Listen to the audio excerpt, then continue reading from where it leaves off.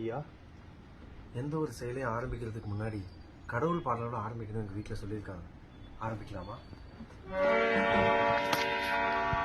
மண்ணானாலும் திருச்செந்தூரில் மண்ணாவே, ஒரு மரமானாலும் பழமுது சோலையில் மரமாவே, கல்லானாலும் தணிகை மலையில் கல்லாவே, பசும் புல்லானாலும் முருகன் நல்லால் பூவாவே.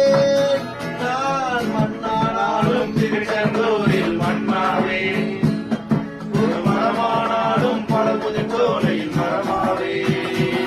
முருகா முருகா முருகா முருகா முருகா முருகா முருகா முருகா.